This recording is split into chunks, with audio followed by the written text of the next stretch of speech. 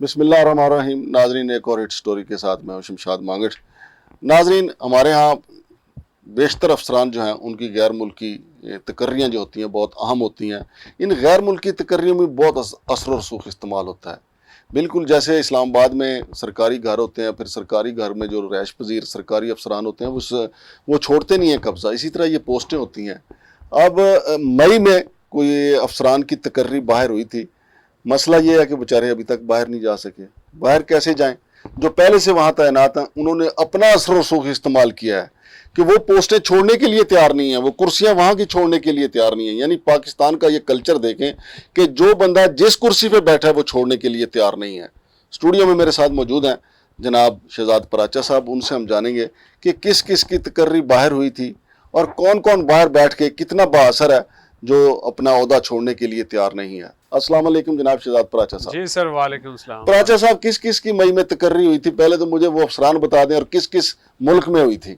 Sir ये तकरीबन जो है वो 12 से 15 लोग हैं जिनकी जो रिकमेंड किए गए थे मुख्तलिफ ममालिक में, जिसमें तमाम जो यूरोप के कंट्रीज़ हैं और इसी तरह कनाडा भी है, इधर दुबई भी है, सऊदी अरब भी है, लंदन भी है, लंदन भी है। तो ये सारे जो ये प्रेस अताशी हैं? नहीं, ये प्रेस अताशी नहीं है। प्रेस अताशी तो इंफॉर्मेशन ग्रुप के होते हैं। हाँ जी। ये हैं पासपोर्ट ऑफिस के जो लोग हैं, अच्छा अच्छा अच्छा, डायरेक्टर्स जो हैं, सही है। पासपोर्ट ऑफिस के जो हैं, हाँ हाँ ये असिस्टेंट डायरेक्टर्स की स्लॉट्स पे आते हैं। हाँ। तो क्योंकि हर एम्बेसी में पासपोर्ट ऑफिस के लोगों की प्रेजेंस ज़रूरी है, क्योंकि पासपोर्ट के हवाले से ओवरसीज़ पाकिस्तानियों के जो मसले मसाइल हैं वो कोई एम्बेसडर या फॉरेन ऑफिस का या इंफॉर्मेशन ग्रुप का या कॉमर्स एंड ट्रेड ग्रुप का वो तो हल नहीं कर सकते। तो ये कौन सा हल करते हैं? ये भी नहीं उसको एड्रेस करते? नहीं, ये हल तो कुछ हद तक चीजें तो चलें, अगर वहां पे कोई बैठा हो तो हल होंगी ना। हाँ। अब सीटें ही अगर खाली हों, जो हमारी मालूमात है कि 60 से 64 सीटें तो पिछले कई सालों से खाली रखी हुई हैं इन्होंने मुख्तलिफ ममालिक में, पासपोर्ट की, पासपोर्ट ऑफिस की। अच्छा। तो बाकी तकरीबन जो पाकिस्तान की जो एम्बेसीज हैं वो 140 से 150 जो ममालिक में हैं, और जो 100 इनकी जो पासपोर्ट ऑफिस की जो सीटें 140 से 150 के दरमियान है, उसमें से हाफ जो हैं वो खाली सीटें पड़ी हुई हैं और बाकियों पे जो है वो अपॉइंटमेंट या पोस्टिंग होती हैं। वो जिस तरह आपने कहा कि पोस्टिंग भी हासिल करने के लिए पाकिस्तान में अजीब सिस्टम है कि जो जितना ताकतवर होगा या गवर्नमेंट के करीब होगा उसकी पोस्टिंग हो जाती है। और मजे की बात है कि जितना नाहल होता है ना उतना ही ताकतवर होता है। हाँ बिल्कुल, इसी तरह उतने ही उसका हाथ पड़ता है और उतनी ही वो अच्छी पोस्ट ले लेता है। इसी तरह ही है वो। अच्छा, ये जो 15-16 बता रहे हैं, ये कौन लोग थे और कहाँ कहाँ इनकी पोस्टिंग हुई थी? ये अब एग्जैक्टली मेरे पास जो डिटेल हैं वो तकरीबन 12 लोग हैं। हाँ। उसमें कुछ एक की कनाडा में हुई थी, एक 3-4 की यूरोप में हुई थी, लंदन में भी हुई थी, यूएई में भी हैं। इसी तरह हमारे पास जो न्यूयॉर्क का भी है, सिडनी है, जद्दा और दुबई भी है। तो अच्छा। ये सारे लोग वहाँ पे पोस्टेड हुए थे। लेकिन अब सर देखें, बदकिस्मती की बात यह है कि फरवरी 2021 में तकरीबन 30 से 35 लोगों की जो पोस्टिंग हुई थी उस टाइम 3 साल के लिए, जो प्राइम मिनिस्टर से अप्रूव पॉलिसी है कि 3 साल के लिए इन 30-35 लोगों की पोस्टिंग हो गई अल्लाह अल्लाह करके उस टाइम पे। तो वो पोस्टिंग पे चले गए। अब उनकी 3 साल पॉलिसी के मुताबिक जो है वो 30 जून 2024 को खत्म हो गए हैं। अब पॉलिसी के तहत वो उनको वापस आ जाना चाहिए, क्योंकि उनका वहां पे कोई है नहीं, मकसद नहीं है।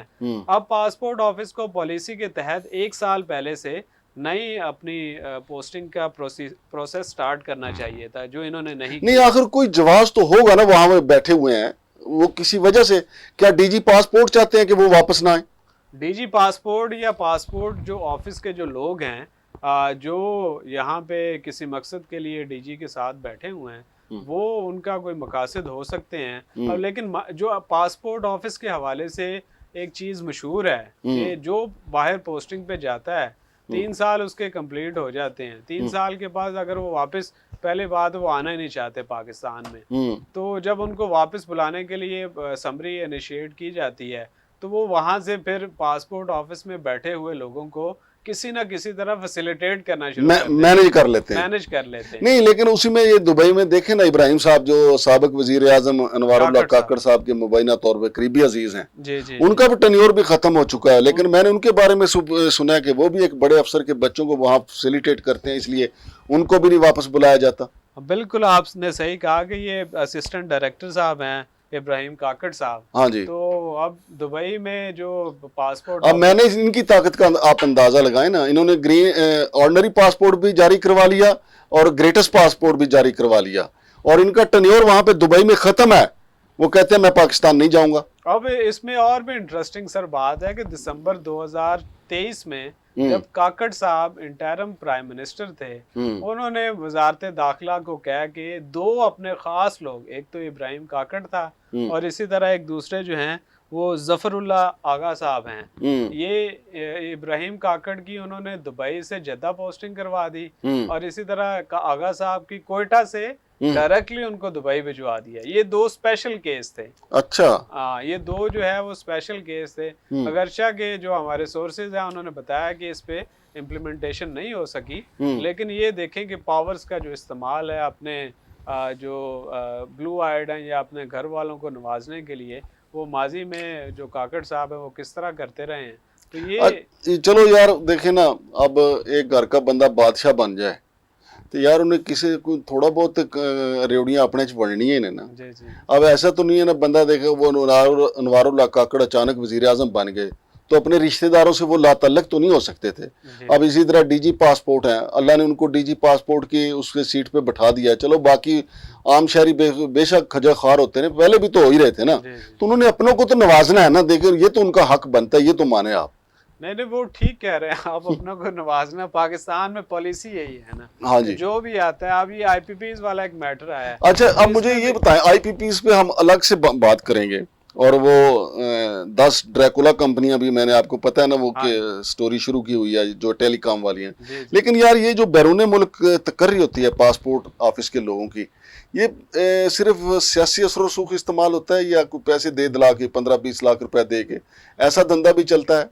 नहीं, इसमें सर ये होता है कि एक सीनियरिटी लिस्ट भी आती है ना। सीनियरिटी को कौन मानता है? अब सीनियरिटी लिस्ट जो आई है जी, वो अगले कह रहे हैं हम आते नहीं है। हाँ। तो ये जाते नहीं है, वो आते नहीं है। हाँ, आप बताएं। ठीक है। अब ये जो एक और कमाल कोई नाम का असिस्टेंट डायरेक्टर है दुबई में, हाँ दुबई में, हाँ। वो कहता है कि उसने अपनी इन्फ्लुएंस यूज किया है या अपना कोई कनेक्शन यूज किया है, तो उसने पासपोर्ट ऑफिस से लिखवा लिया है कि इसकी पाकिस्तान में जरूरत नहीं है। इसकी पाकिस्तान में जरूरत नहीं है, या इसकी 1 साल की एक्सटेंशन कर दी जाए ना।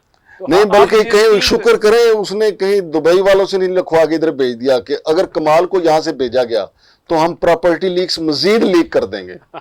क्योंकि ऐसे कमाल जो है लोग ऐसे ही कमाल करते हैं। तो देखिए ये डीजी ने अब उसके लिए एक खास अपने, अब हमें तो जो पता लगा अब खास ही है कि एक बंदा है, या तो कोई हो ना 15-20 लोग हों जिनकी वो सेक्रेटरी इंटीरियर से जाके, हालांकि पॉलिसी के तहत सेक्रेटरी इंटीरियर जो है वो केस टू केस बेसिस पे जो किसी की एक्सटेंशन की अप्रूवल दे सकता है, लेकिन अब डीजी साहब ने डायरेक्टली लिख दिया है अब ये केस जाएगा सेक्रेटरी इंटीरियर के पास। तो कमाल साहब कमाल आदमी हैं, तो अब उनकी एक्सटेंशन होगी, लेकिन ज्यादती होगी।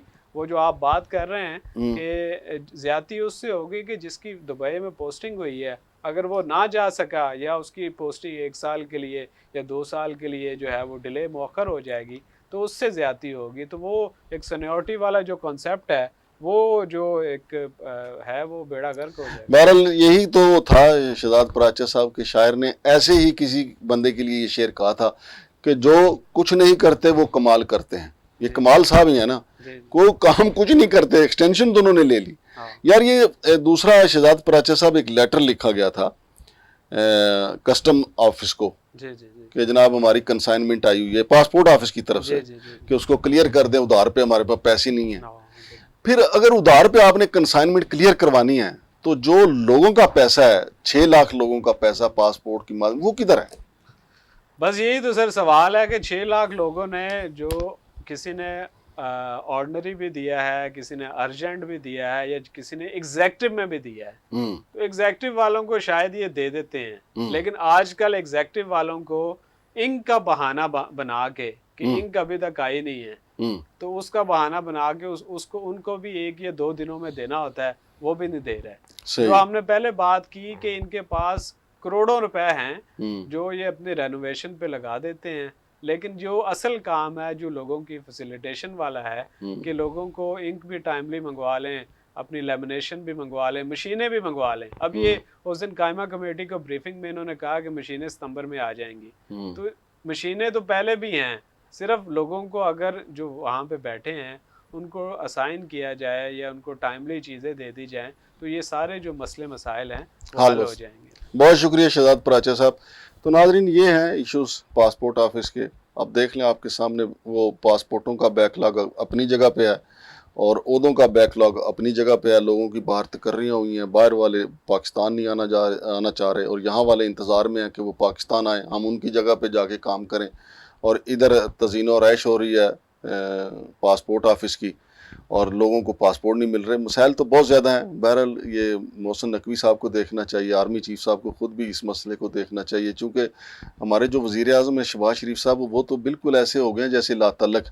आपने सुना ही है कि जो पेट्रोलियम मसनूआत की कीमतों की तकर्रियाँ, उससे भी वो अलग होना चाह रहे हैं कि जी एक कमेटी बना दी जाए, वही तकर्रियाँ करे। फिर वो बिजली की कीमतों से भी अलग होना चाहते हैं। वो पासपोर्ट का भी उनको कोई ध्यान नहीं है। हालांकि चलें, फॉर्म 47 की हुकूमत ही सही, लेकिन अवाम तो है, अवाम ने कितनी दफ़ा पहले भी उनको वोट दिया है। मसला तो हल करना चाहिए, वज़ीर आज़म को इस मसले को एड्रेस करना चाहिए। शमशाद मांगड़ को इजाज़त दीजिए। अल्लाह हाफिज़।